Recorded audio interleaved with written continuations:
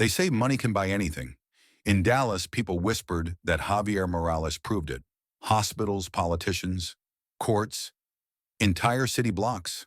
If it had a price, Javier paid it. But on a quiet morning in a public park that carried his name, a 70-year-old billionaire in a wheelchair laughed at a stranger and offered $1 million to God. And the moment those words left his mouth, something in the air changed. Before we continue, take a moment to subscribe to Heaven Walks With Us and leave a comment telling us where you're watching from and what time it is. These stories travel farther when we walk them together.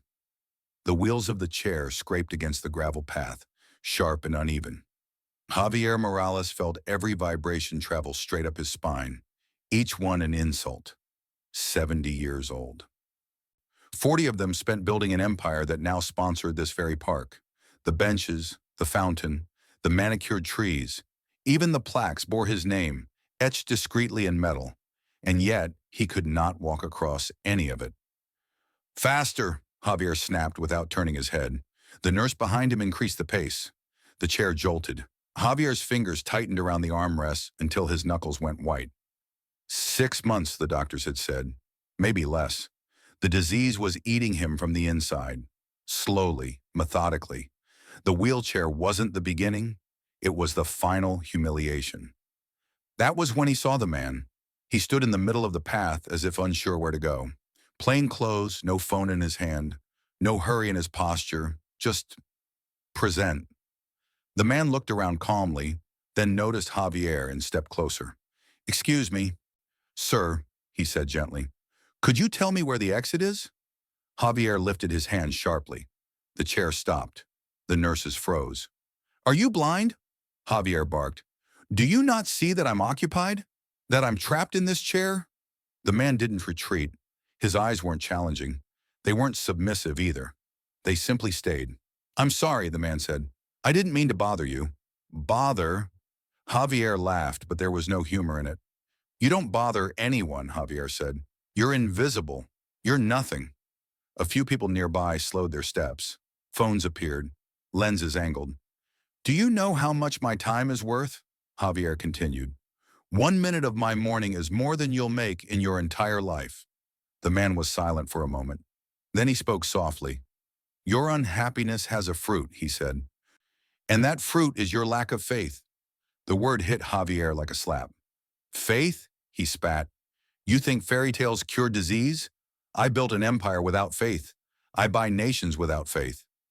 More phones were raised now. A mother held her camera steady. An old man leaned forward on a bench.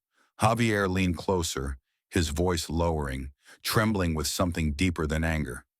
"You want money," he said. "Fine." He took a breath and shouted the words that would follow him everywhere. "I'll give you $1 million, right now, if you heal me." For a moment, the park went completely silent. The words hung in the air longer than they should have. "I'll give you $1 million if you heal me." No one laughed, no one spoke. Even the wind seemed to pause as if the park itself were listening. The nurses stood rigid behind the wheelchair. One of them swallowed hard. A woman lowered her phone for a second, then raised it again, afraid to miss what came next. The ordinary man did not smile. He looked at Javier Morales the way a doctor looks at a wound before touching it, not with fear, not with disgust, but with attention. "I don't want your money," he said. The simplicity of the answer struck harder than rejection. Javier frowned. "Everyone wants something." The man shook his head slowly. "You think that because you don't know how to receive what you can't control." A ripple passed through the small crowd. Someone whispered. Someone else zoomed in. Javier felt heat climb his neck. Control was not just what he had. It was who he was. "You stand there acting holy," Javier said, his voice tightening, "like you're some kind of prophet. Or what, God in disguise?" The question fell into the space between them. For 3, maybe 4 seconds, there was nothing. No birds, no footsteps, no distant traffic, just silence. The man's gaze changed, not to pity, not to anger, but to something heavier, something that carried weight. "You already have everything you asked for," the man said quietly. "You just don't know how to open your hands." Then he turned and began to walk away. "Wait!" Javier snapped. The man didn't stop. I said wait! Javier leaned forward in the chair, veins standing out on his neck. 1,500,000. The nurses exchanged glances. The man kept walking. 2 million! Javier shouted now, dignity evaporating in public. Are you even listening to me? No answer. The ordinary man reached the curve of the path and disappeared behind the trees, his footsteps unhurried, as if time bent around him. Javier was left there, breathing hard, hands shaking, surrounded by raised phones and quiet judgment. An old man on a bench slowly shook his head. The mother pulled her child closer, as if madness were contagious. Sir, one nurse whispered, we should go. I'm not finished, Javier snapped, slamming his palm against the side of the chair. Pain shot up his arm, but he barely noticed. Did you hear what he said? Javier demanded. Who does he think he is? No one answered. Then just a few feet away, a small boy stumbled. His shoe caught the edge of a stone. He pitched forward, face first, toward the hard pavement. Javier's breath caught. The fall never came. The child steadied, unnaturally, impossibly, as if something unseen had held him upright for half a second too long. The boy blinked, confused, then ran back to his mother, laughing. No one commented, but Javier had seen it. A different kind of cold slid down his spine. Take me home, he whispered, and for the first time in decades, the billionaire who owned everything around him felt the ground beneath his life begin to shift. Javier Morales did not speak on the drive home. The city slid past the tinted windows, glass towers, billboards, traffic lights, obeying rules he once helped write, but none of it reached him. His attention stayed locked on one moment, replaying again and again like a fracture in time. The child, the way gravity hesitated. It wasn't dramatic. There was no flash of light, no voice from the sky, just a pause where a fall should have been. The nurse riding beside him noticed the change first. Javier's jaw was tight, eyes unfocused, as if he were listening to something no one else could hear. Sir? She asked carefully. Did you see it? Javier said. See what? He didn't answer. He waved a hand once, sharply. Silence. The mansion gates opened automatically, sensors recognizing the vehicle before it stopped. The doors shut behind them with a heavy finality, sealing Javier back inside his marble fortress. Home used to mean safety. Now it felt like containment. The nurses helped him inside. He dismissed them quickly, irritation sharp in his voice, eager to be alone with his thoughts. The wheelchair rolled across polished floors that reflected chandeliers, art, power, everything he had gathered to prove he was untouchable. The phone vibrated, once, then again, then again. Javier ignored it. He knew without looking. When he finally gave in and lifted the screen, the truth hit harder than any diagnosis. The video was everywhere. Billionaire offers stranger $1 million to heal him. $1 million miracle demand goes viral. Who is the man who refused the money? The view count climbed faster than the numbers he was used to watching. Hundreds of thousands, then more. Comments poured in like blood. Money can't buy everything? That man didn't even flinch. Did anyone else notice the silence? The kid didn't fall.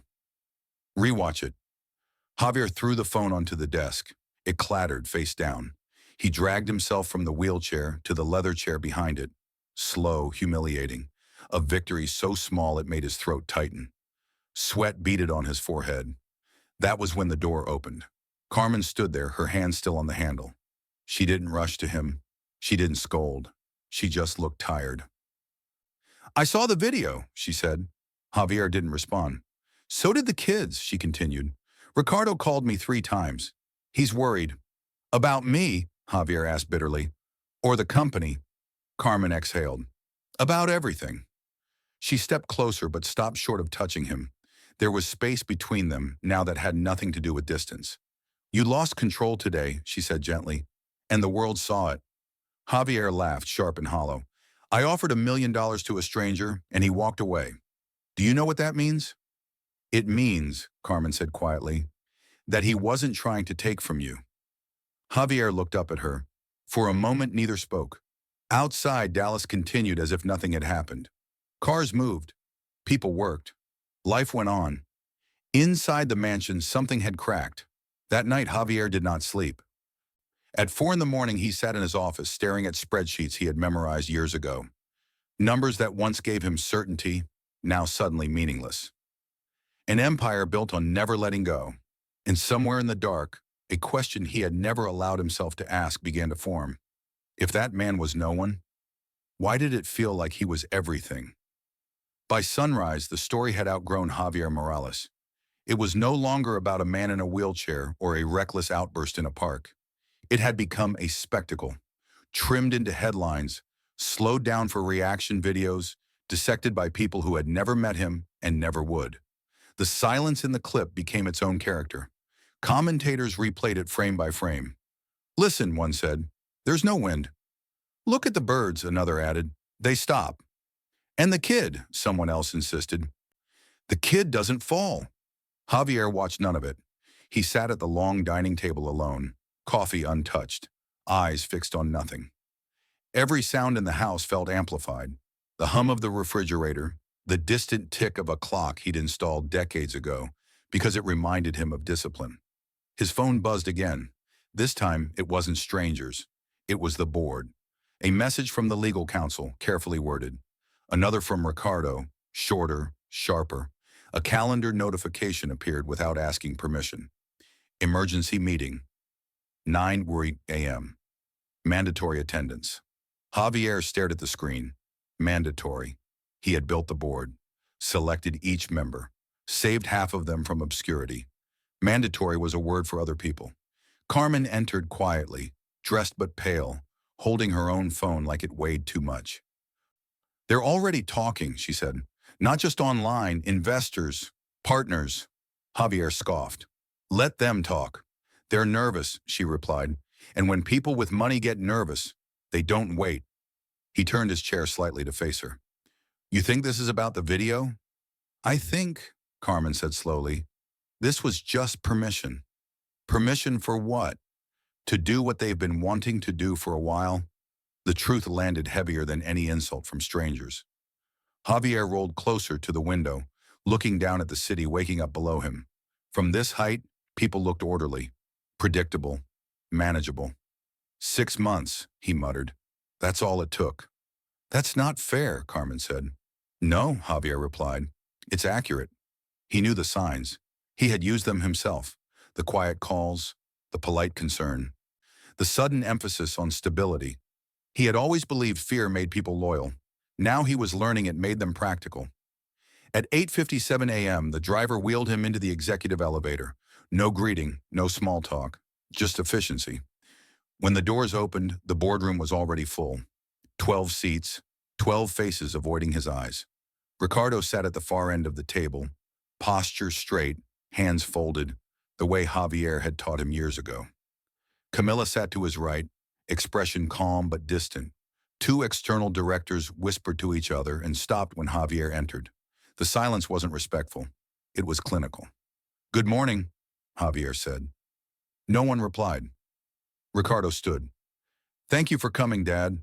Let's get straight to it." Javier raised a hand. "Say it." The legal counsel cleared her throat. "Mr. Morales, this is not personal." Javier smiled thinly. "It never is.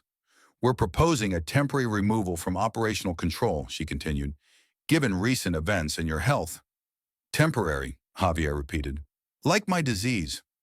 No one corrected him. Ricardo's voice was steady. "This is about confidence. The market reacts to instability." "My presence," Javier said slowly, "is now instability." The word echoed in the room. "Yes," Ricardo answered. For the first time that morning, something inside Javier cracked. Not loudly, not dramatically, but enough for him to feel it. He looked around the table, at the people who had risen because he had chosen them, at his children, at the empire he no longer commanded. And beneath all of it, a quiet realization took hold. The man in the park hadn't taken anything from him. The world had simply stopped pretending. The meeting ended without resolution. That somehow was worse. No vote, no decision. Just a pause filled with legal language and carefully chosen phrases that all meant the same thing. You are no longer untouchable. The ride home was quiet. Dallas traffic crawled beneath the late morning sun, horns blaring, engines idling, people rushing toward lives that did not depend on board approval or stock prices. Javier watched it through tinted glass, his reflection faintly visible. Older than he remembered, smaller than he had ever allowed himself to be. When the car pulled through the gates, the mansion rose to meet him, all marble and steel and glass. It looked exactly the way it always had, and that was the problem. Inside, the house was spotless, silent, no laughter, no voices, no warmth. A museum of victories. The nurses helped Javier inside, but this time he didn't snap at them. He dismissed them with a tired wave, the irritation drained out of him, replaced by something heavier. Carmen followed him into the study. She didn't sit. She stood by the bookshelf, fingers resting on the spines of books he'd never opened, gifts from people who wanted to seem thoughtful. "They're meeting again tomorrow," she said. "The full council." Javier nodded once. He already knew. "They're discussing succession," Carmen continued, "and options." "Options," Javier repeated. "That's a nice word." Carmen looked at him carefully. "Javier, you need to stop fighting everything." He laughed quietly this time. "If I stop fighting, what's left?" She hesitated, and in that hesitation he heard the answer. Javier turned his chair toward her. "Say it." "You're sick," she said, "and you're scared." The words landed cleanly.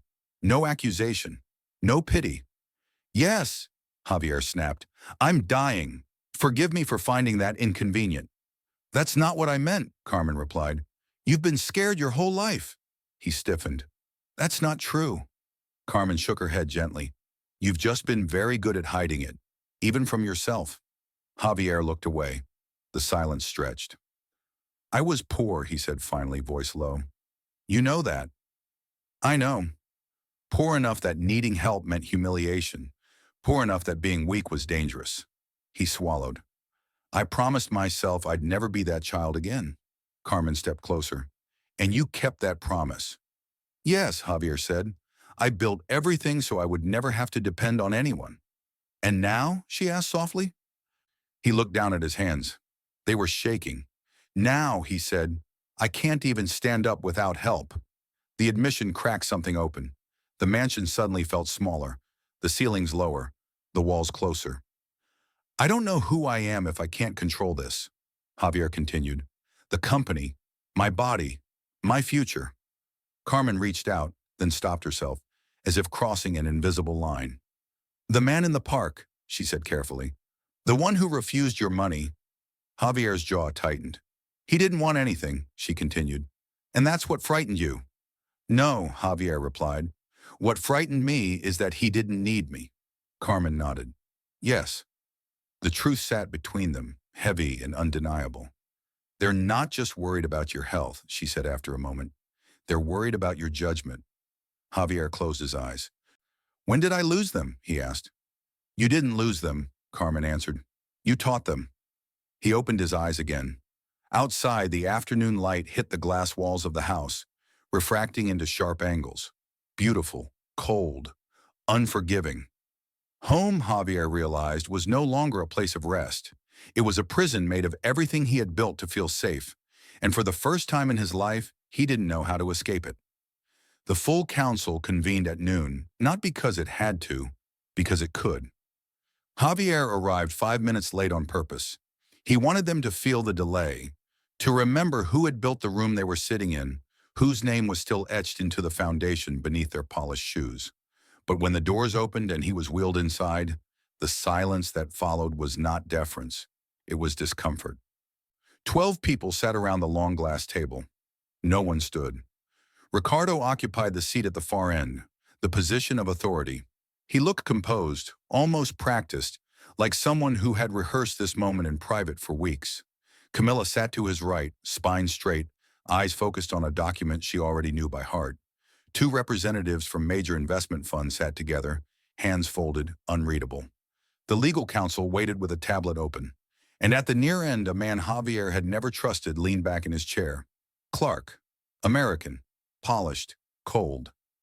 "Let's begin," Ricardo said. Javier cut him off. "No." Every head turned. You don't get to begin this like a presentation, Javier said calmly. Say what you came here to say. The legal counsel cleared her throat. Mr. Morales? Founder, Javier corrected. Say it properly. A flicker of irritation crossed Clark's face. Founder Morales, the counsel continued, given recent public events and ongoing concerns regarding my health, Javier said. Let's not pretend. Yes, she said, and judgment. The board proposes a temporary removal from operational leadership. Temporary. Javier laughed once, sharply. You're all very fond of that word. Camilla looked up now. Dad, don't, Javier said, without raising his voice. Not yet. He turned his gaze to the room. I want to understand something. You're not removing me because I offered $1 million in a park. You're removing me because the world saw it. No one denied it. Ricardo spoke carefully. The market needs confidence. Confidence, Javier repeated. I gave you growth, stability, profits. You gave us control, Clark interjected. And now that control looks unstable. Javier's eyes narrowed. You're a guest at this table, and I represent 40% of the capital keeping this company alive, Clark replied evenly. The knife slid deeper. Javier turned to Camilla. You agree with this? She hesitated, just a fraction of a second. Yes, she said. The word landed heavier than the diagnosis ever had. You taught me to protect what matters, Camilla continued. The company matters. The employees matter. And right now you're scaring people. I'm dying, Javier snapped. Forgive me for being inconvenient. Camilla held his gaze. You're not inconvenient. You're unpredictable. The room stayed quiet. Javier felt something ancient stir inside him. The child who had learned that unpredictability was weakness. That weakness invited erasure. He leaned forward. I built this company when none of you believed it would survive. When banks laughed.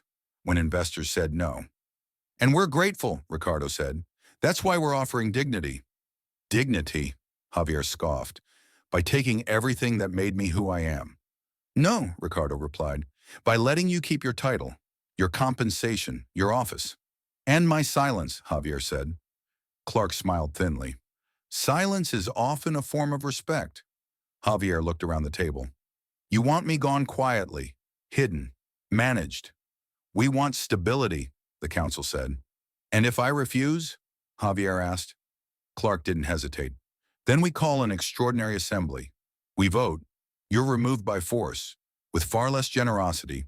There it was. The threat no longer dressed up in language. Javier exhaled slowly. He had always believed that when pressed hard enough, people blinked. This time, no one did. You have until noon, Ricardo said. We'll reconvene then. One by one, they stood and left the room. Even Camilla. Even Ricardo. Javier was left alone at the table. Glass, steel, empty chairs, an empire reduced to echoes. He didn't go home. Instead, he ordered the driver to take him back to the park. He didn't know why. Only that the walls of his life were closing in, and he needed air. The park was nearly empty at midday. Weekday silence. Sun high overhead. Javier dismissed the nurse and insisted on pushing himself. For a few meters he managed. Then the wheels caught in the gravel. His arms shook. The chair stopped. That was when he saw him again. The ordinary man sat alone on a bench, staring at nothing. Waiting. Javier's heart pounded. Rage. Fear. Relief. All at once. You! Javier said, pushing closer. You did this! The man looked up, unsurprised. I didn't do anything, he replied. They're taking my life, Javier said. My company. My name. The man tilted his head slightly. Were you happy before the video? The question struck harder than any accusation. Javier opened his mouth. No answer came. Javier didn't answer right away. The question hung between them, heavier than the Texas heat. Were you happy before the video? He looked around the park as if the answer might be etched somewhere in the stone paths or the trimmed hedges bearing his name. People passed at a distance, unaware that a life was being dismantled a few steps away. I was respected, Javier said finally. The ordinary man nodded once. I didn't ask that. Javier's jaw tightened. It's the same thing. No, the man replied. It isn't. Javier scoffed. I had everything. Power, security, control. And peace? The man asked. The word felt foreign. Javier leaned forward in the chair.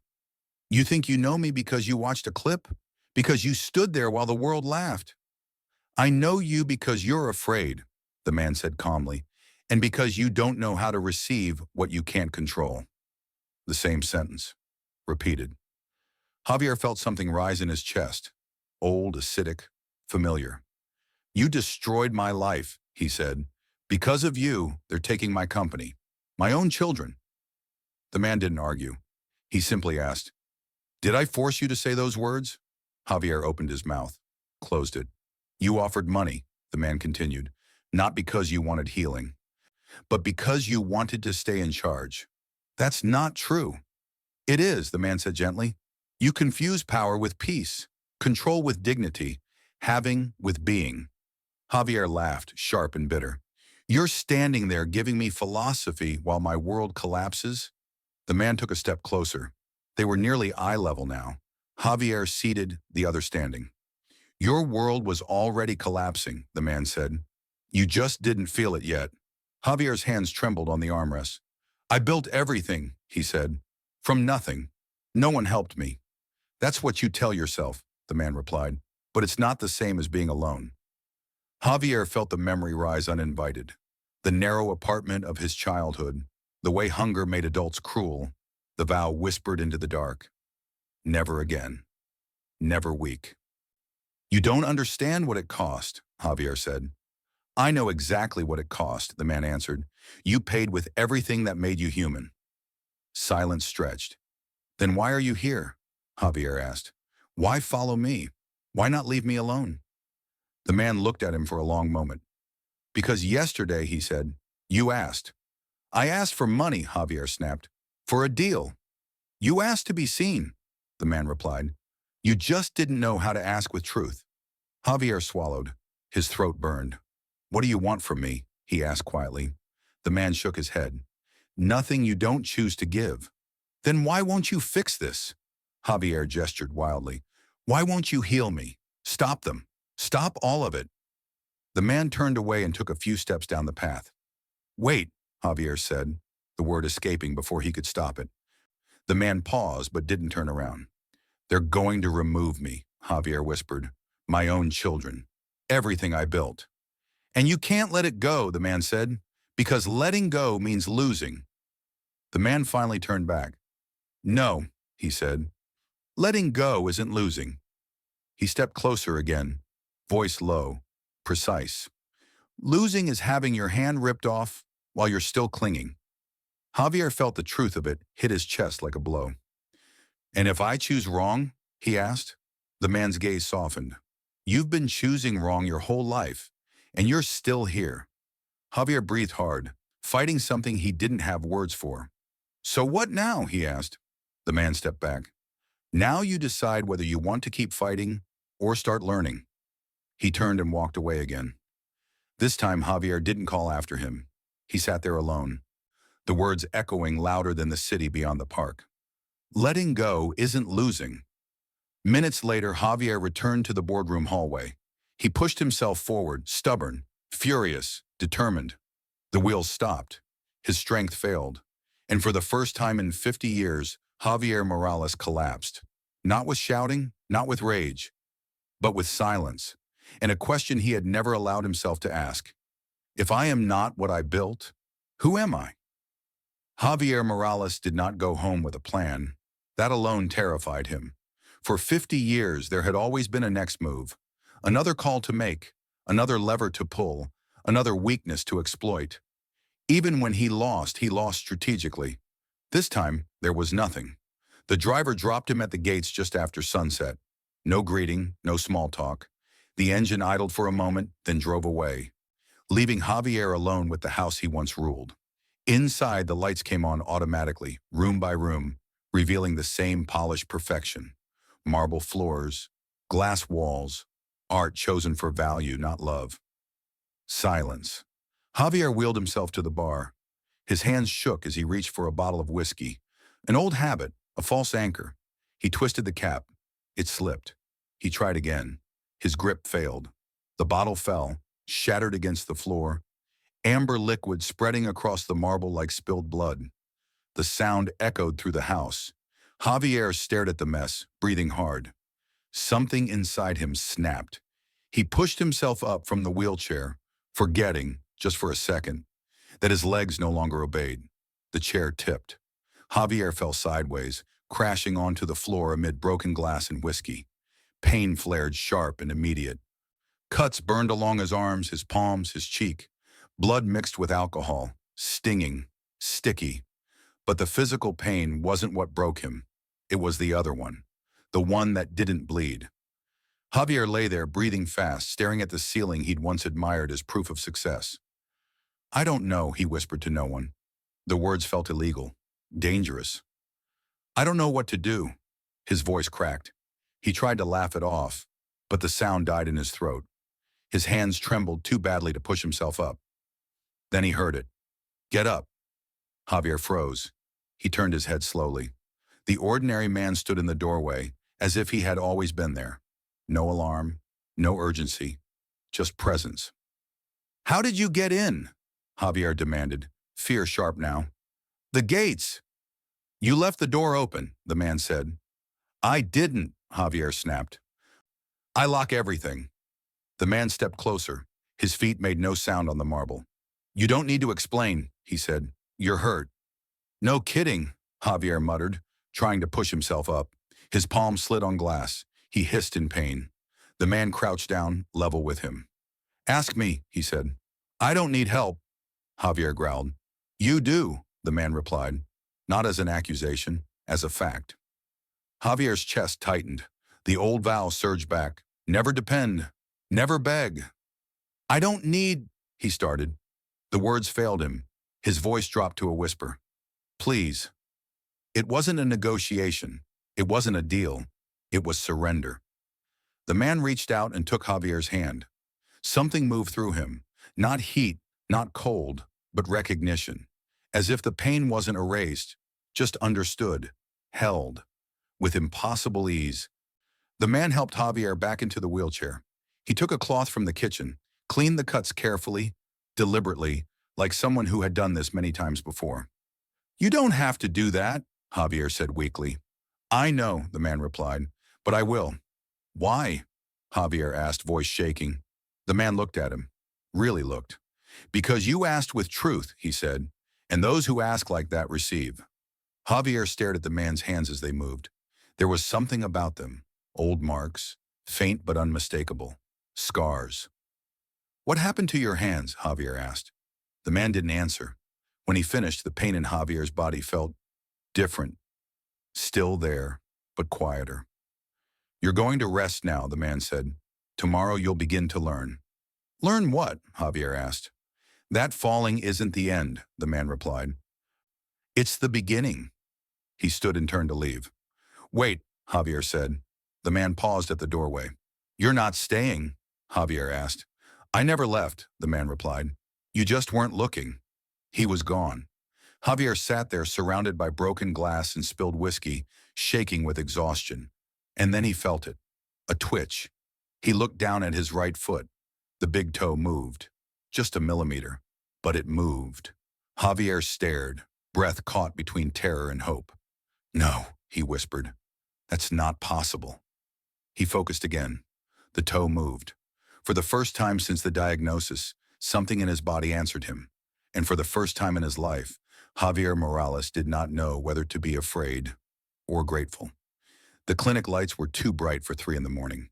Javier sat in the wheelchair, hands folded, jaw tight, trying to steady his breathing as the technician adjusted the monitors. The hum of machines filled the room, familiar sounds, clinical and comforting in their predictability. This was the language Javier trusted. Numbers, readouts, data. Dr. Ruiz entered quietly, glasses slightly crooked, hair uncombed in a way that suggested he'd come straight from bed. "Mr. Morales," he said, forcing a smile, "you said it couldn't wait." Javier nodded once. Something happened. Doctors had heard those words before. They usually meant fear or denial. "Let's take a look," Ruiz said. The scans began. Electrodes were placed. Screens flickered, lines appeared, then stabilized. Ruiz leaned in closer, frowning, then leaned back again, as if adjusting his distance might correct what he was seeing. Javier watched his face. The doctor's expression changed first. Subtle professional confusion, giving way to something sharper. That's strange, Ruiz murmured. What is? Javier asked. Ruiz didn't answer immediately. He adjusted settings, ran the test again. The machine hummed. The lines danced.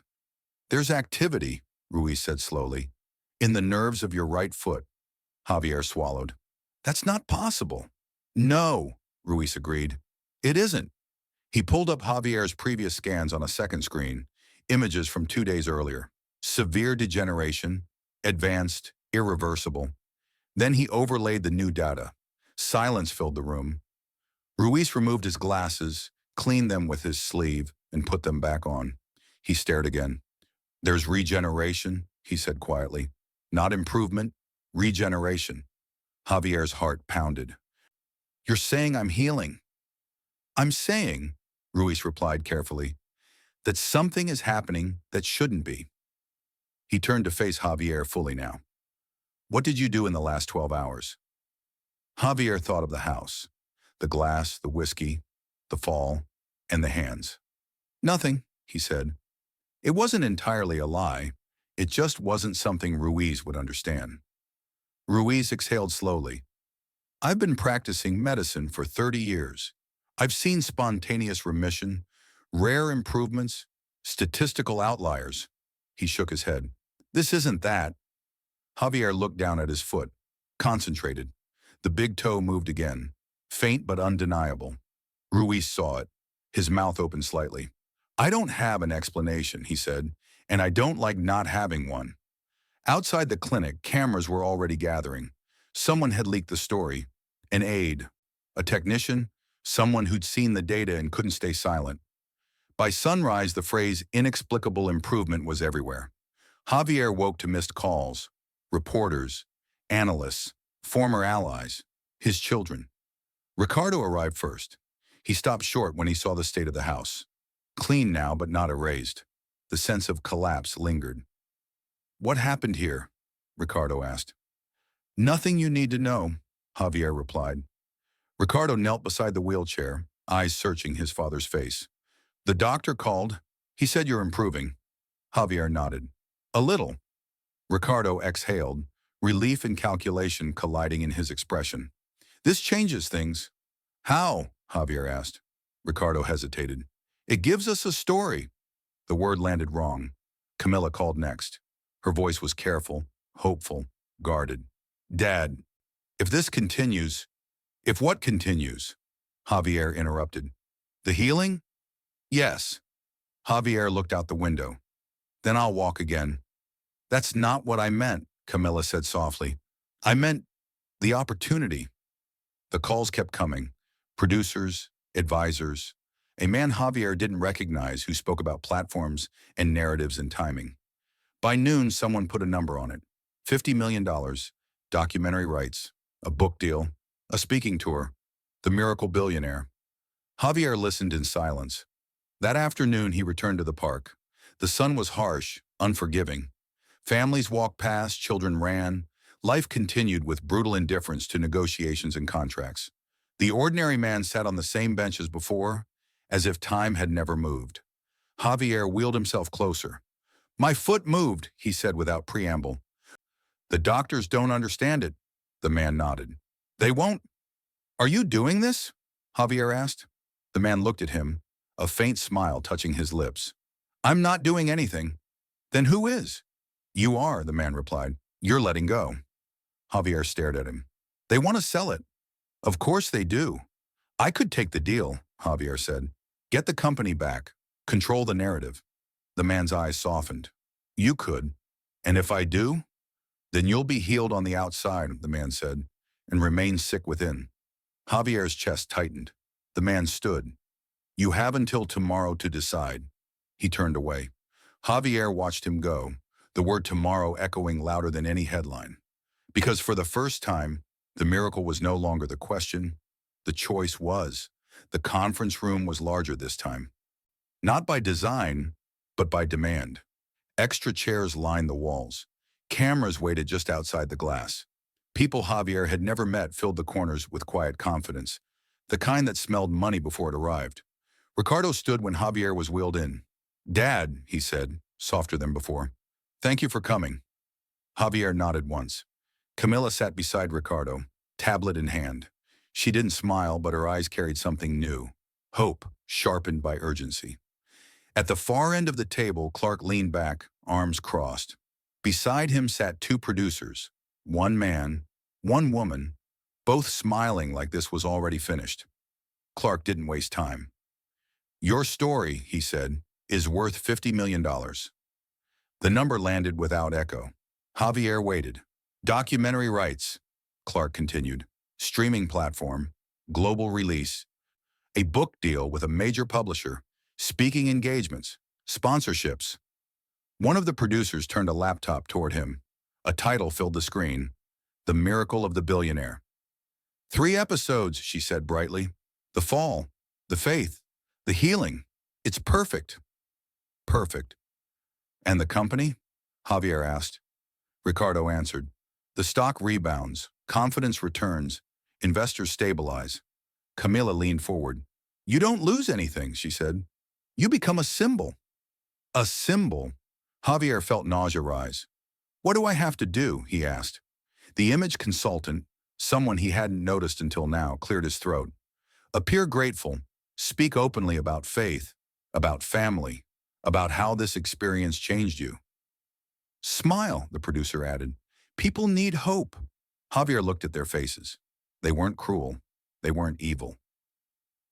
They were efficient. "And if I say I don't understand what's happening?" Javier asked. Clark shrugged. "Mystery sells too, as long as it inspires." "And if I say I don't control it?" Javier pressed. The consultant hesitated. "We'd reframe that." "Into what?" "Strength," Clark said. "Resilience." Javier exhaled slowly. "And if I say," he continued, "that I tried to buy my way out of fear, that I was cruel, that I don't deserve what's happening?" Silence. The producer tilted her head.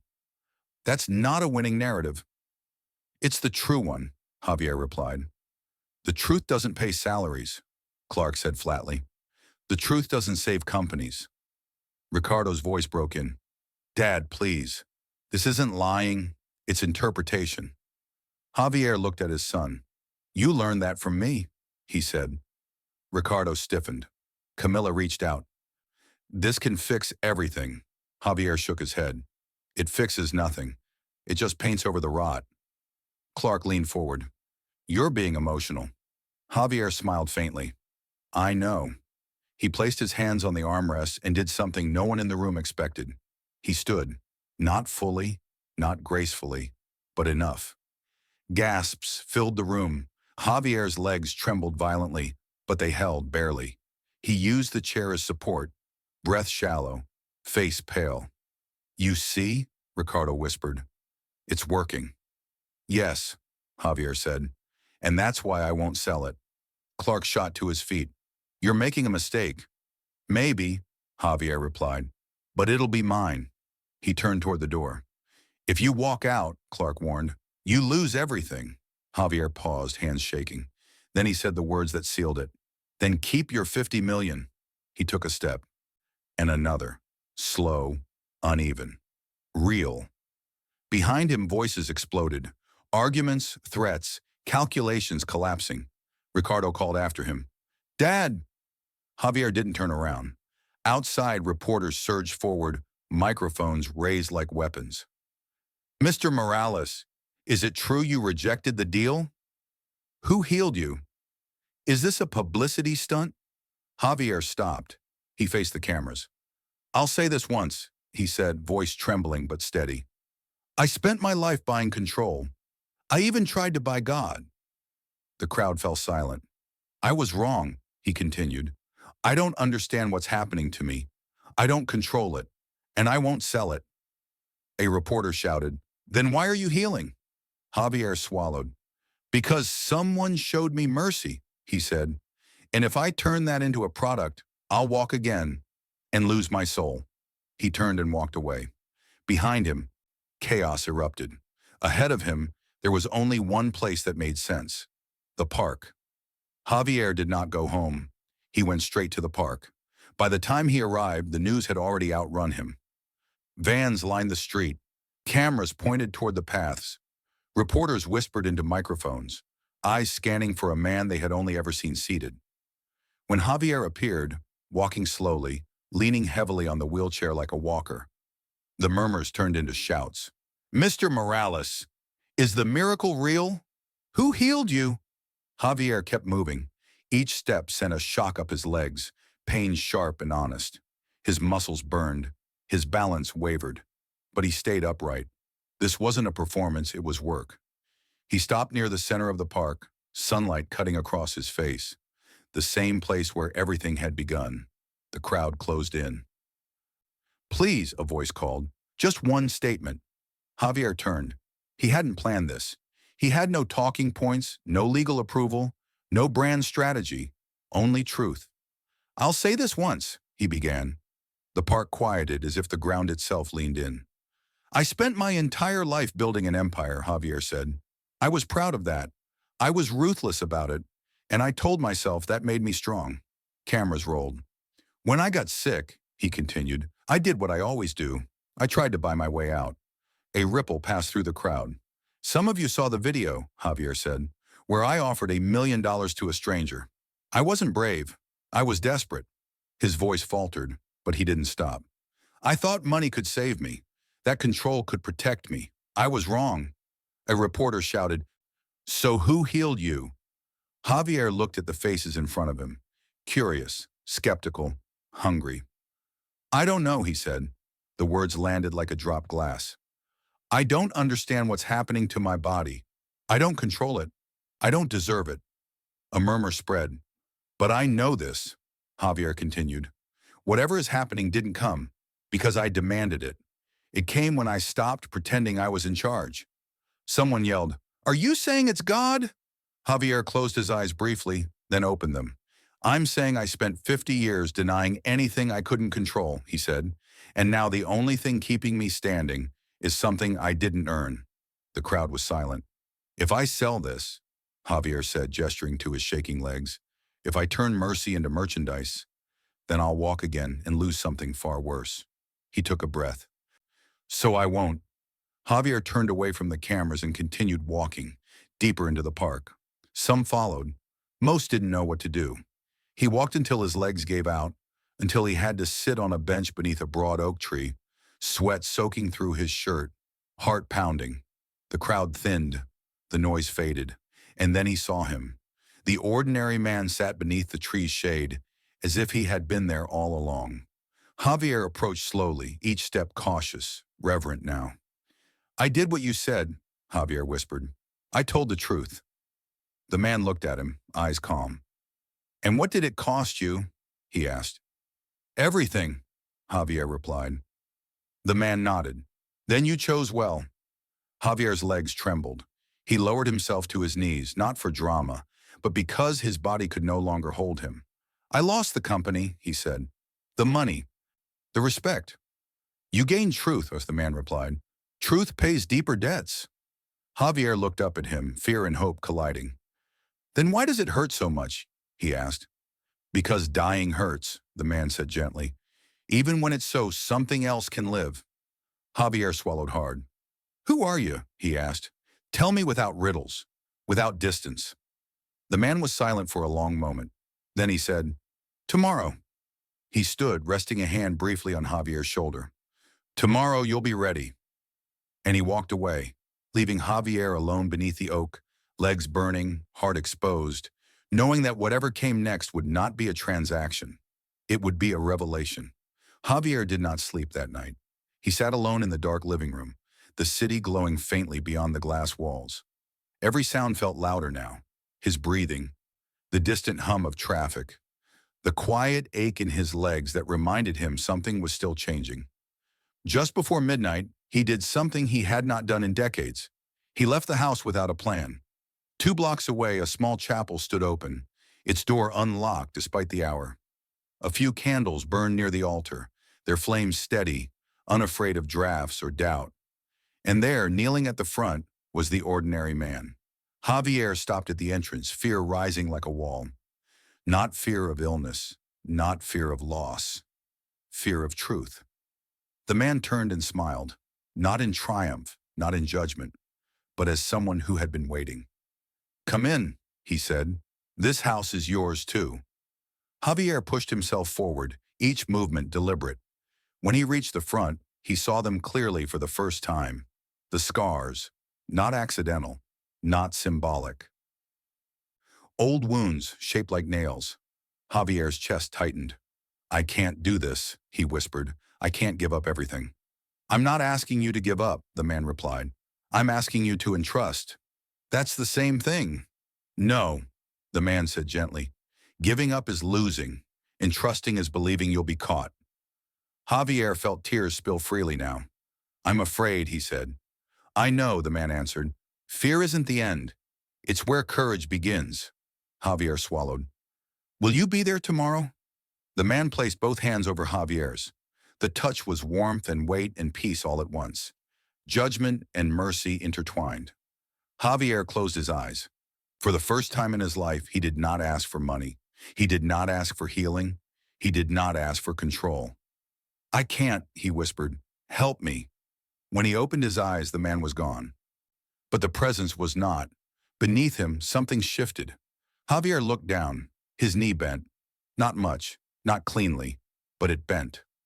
The next morning, cameras filled the entrance of the corporate tower. Executives, investors, media, everyone waited for a miracle they could monetize. Javier arrived walking, slow, unsteady, real. Inside the boardroom, offers flew again. Contracts, rights, futures. Javier raised a hand. "No," he said. "I won't pretend to understand. I won't sell what I didn't earn." Gasps, anger, confusion. He turned and walked out. Outside, reporters surrounded him. "Who healed you?" one shouted. Javier stopped. He looked into the cameras, not as a ruler, not as a brand, but as a man. "I denied him my whole life," Javier said, "and he still came for me." Silence fell. "My name is Javier Morales," he continued, voice shaking. "And the man who met me when I had nothing left, his name is Jesus." The world seemed to hold its breath. Javier returned to the park that afternoon. Families passed, children ran, life continued. Near the fountain, the ordinary man stood waiting. Javier approached, fell to his knees, not from weakness, but from release. "Why me?" he asked. "Because the lost are found," Jesus replied, "and you were very lost." Javier stood, fully. His legs trembled, but they held. He took a step, stumbled, was steadied, took another. They walked together slowly through the park. "You'll walk," Jesus said, "but not as before. There will be pain, memory, humility." "I accept," Javier said, "even without the empire." Jesus smiled, tender, ancient. Then he was gone. Days later, investigations uncovered corruption inside the company Javier had built. Executives fell, systems collapsed, employees rebuilt together. Javier testified. He lost status. He gained sleep. Weeks passed. He walked with a cane. He cooked his own meals. He held his wife's hand in silence. One afternoon, back on the same bench where it all began, a child stumbled near him. Javier stood, slowly, and caught the boy before he fell. The mother thanked him. The boy laughed. Javier smiled. Not in victory, but in peace. Some miracles restore legs. Others restore souls. Javier learned that healing doesn't begin when we demand it. It begins when we finally admit, "I can't." If this story touched you, subscribe to Heaven Walks with Us and tell us in the comments. What is the one thing you're afraid to let go of? Sometimes that's where the miracle begins.